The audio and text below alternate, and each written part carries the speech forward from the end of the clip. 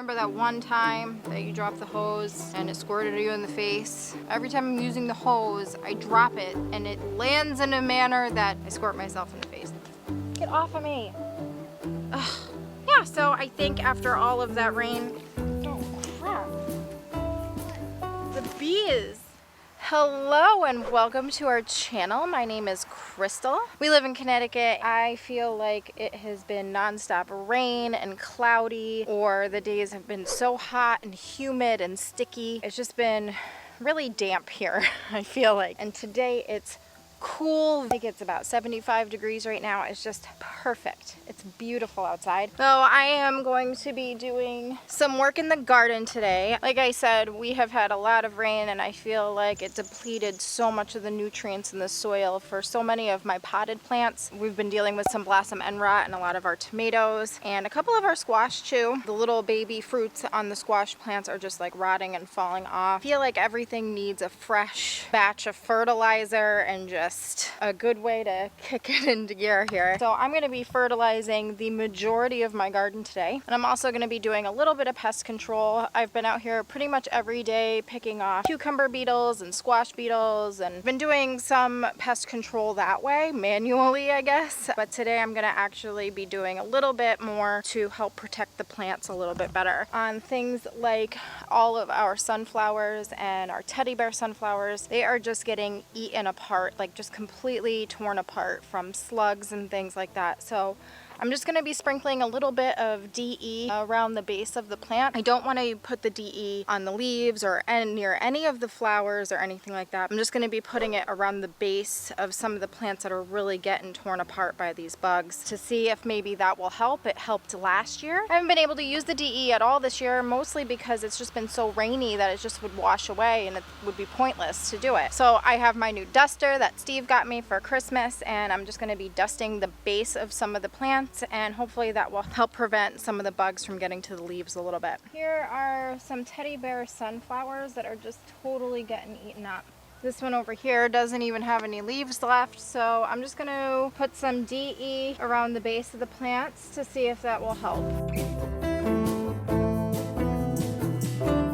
Alrighty, so I have fertilized a bunch of the container plants and the zucchinis that are planted in the ground with just that pump and grow. I add it to the container and fill it with water, and then I just go around and do like 3 seconds per each plant just to give them a little bit of an extra boost after all that rain that we had. The next thing I'm going to do for the tomatoes is I'm going to use this stuff. I've never used it before. I bought it a while ago and I found it in my gardening stuff. It's 1% calcium, 1% potash, and 3% phosphates. It says that it is derived from poultry manure, bone meal, fish proteins, soy protein, hydrolysate, potassium sulfate, kelp extract, and potassium hydroxide. Do not mix more material than you will need. Yeah, so I think after all of that rain, oh crap, the bees. That rain. Whoa.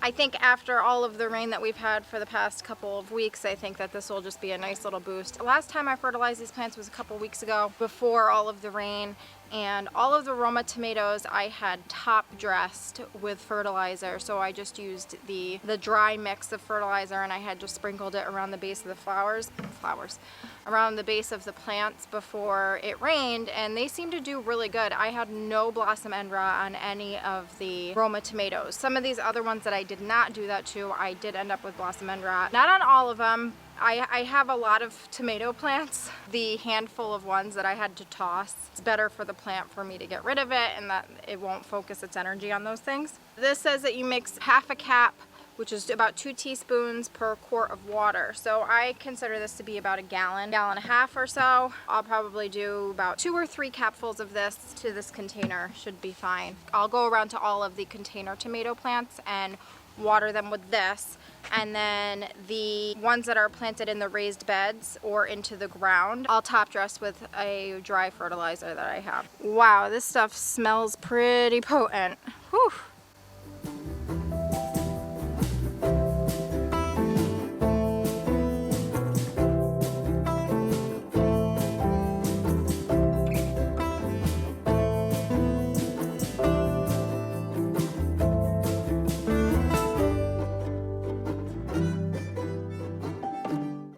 Remember that one time that you dropped the hose and it squirted you in the face? Every time I'm using the hose, I drop it and it lands in a manner that I squirt myself in the face. Fortunately for myself, it has not been caught on camera yet, but I'm sure it will be at some point. I got some things done. Fertilized all of the tomatoes that are in containers using that Espoma water soluble.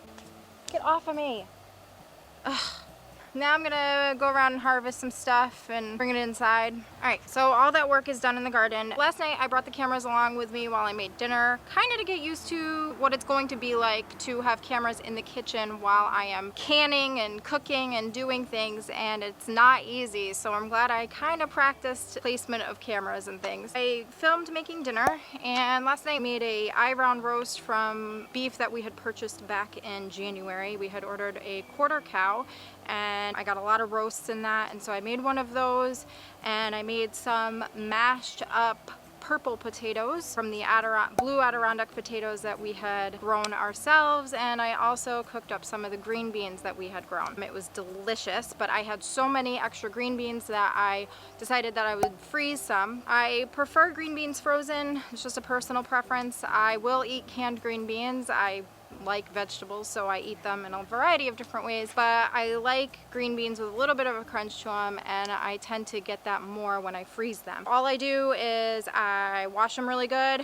Once I get them out of the garden, I wash them really good. I cut them up into the sections that I, fork-sized sections, pieces, pretty much the same size pieces that you would get if you bought cut frozen green beans from the store. I cut them up, I wash them in ice cold water again, really good, and then in a boiling pot of water, I will blanch the green beans for about 2 minutes or so. I like to keep them pretty crispy. I don't want to overcook them at all.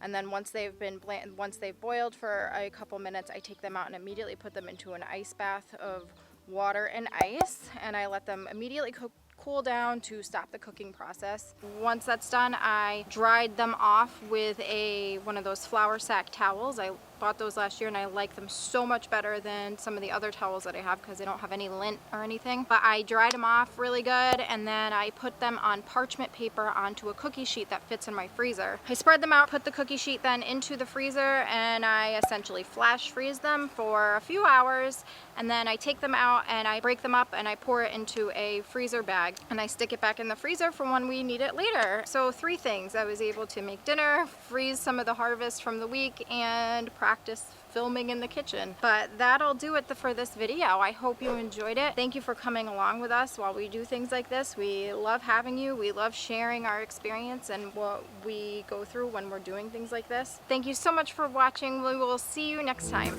Bye.